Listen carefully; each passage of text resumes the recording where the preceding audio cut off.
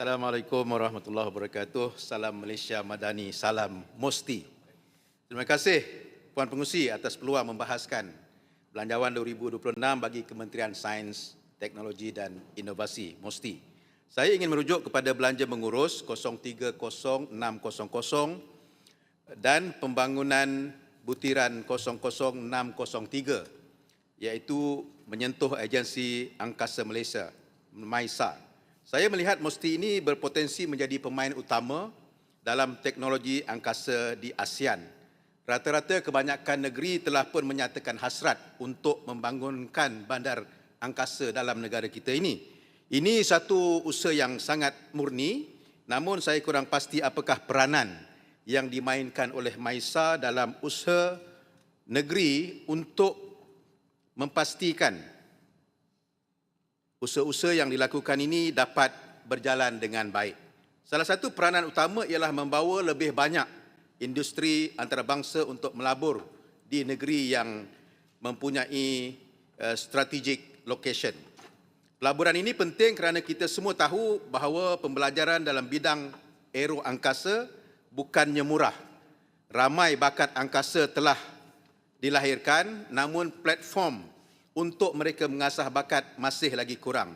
Oleh itu saya ingin bertanya kepada MAISA, apakah usaha yang sedang dilaksanakan sekarang ini bagi memperkasakan kepakaran tempatan dalam bidang teknologi satelit seiring dengan keperluan pelaksanaan projek pembangunan satelit penderiaan jauh negara secara kerjasama awam dan swasta, PPP. Apakah manfaat ekonomi serta bidang kepakaran yang boleh diperoleh negara melalui pelaksanaan program ini, khususnya dalam usaha mencapai kedaulatan teknologi serta mengurangkan kebergantungan kepada pihak luar dalam pembangunan, reka bentuk dan pengoperasian satelit negara? Apakah inisiatif utama yang dirancang oleh Mosti bagi meningkatkan pembangunan inovasi teknologi angkasa di Malaysia? Serta apakah jangkaan pencapaian yang disasarkan oleh kementerian dalam tempoh yang terdekat untuk memajukan ekosistem teknologi angkasa negara kita? Puan Pengerusi, seterusnya bagi belanja pembangunan butiran 00900 Agensi Nuklear Malaysia. Dengan kedudukan Malaysia yang semakin aktif menjalin hubungan dan kerjasama antarabangsa dengan Amerika Syarikat, dengan China, dengan Rusia, adakah kementerian sedang mempertimbangkan penubuhan Nuclear Talent Pipeline yang memfokuskan kepada pembinaan pakar nuklear tempatan dalam tempoh 10 tahun mendatang, supaya kita tidak lagi bergantung kepada kepakaran luar apabila negara benar-benar bersedia memasuki fasa pelaksanaannya? Apakah strategi Mosti untuk memastikan peningkatan peruntukan Agensi Nuklear Malaysia daripada 5.6 juta ringgit kepada 44 juta ringgit benar-benar diterjemahkan kepada pembangunan teknologi, latihan kepakaran tempatan serta program R&D yang memberi impak segera kepada kesiapsiagaan negara kita?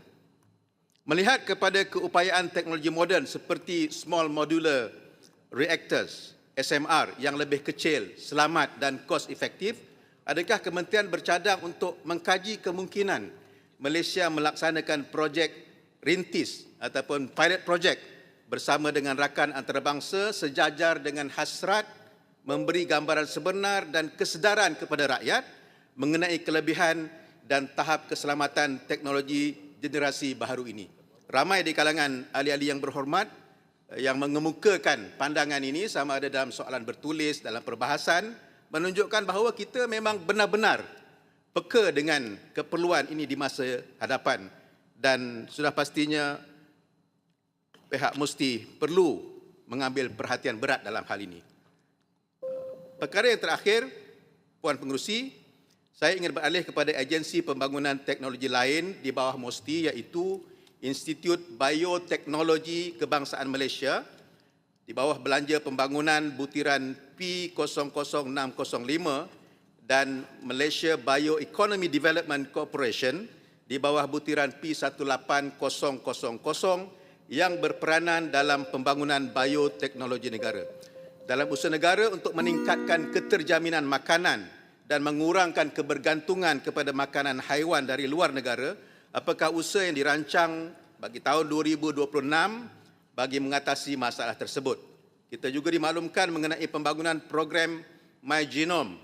Bilakah pengkalan data jujukan genom ini dapat disiapkan dan bagaimana ia dapat membantu industri kesihatan negara? Mengapakah usaha ini tidak dilaksanakan dengan kerjasama makmal-makmal kesihatan swasta dalam negara untuk mempercepatkan prosesnya?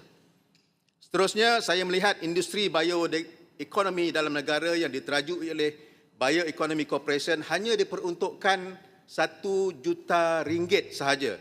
Adakah peruntukan ini memadai untuk membangunkan syarikat bioteknologi dalam negara, atau apakah perancangan syarikat ini dapat memastikan syarikat-syarikat unicorn bioteknologi dapat dilahirkan dan dikekalkan dalam negara bagi menjamin peluang pekerjaan baru kepada rakyat Malaysia? Melangkah ke permulaan RMK 13, saya percaya semua agensi yang disinggung sebentar tadi perlu peka dengan keadaan ekonomi serantau dan mengorak langkah sewajarnya untuk membangunkan industri di bawah mandat masing-masing. Terima kasih Puan Pengerusi. Shah Alam mohon menyokong. Terima kasih Yang Berhormat Shah Alam. Saya jemput Yang Berhormat Kubang Pasu.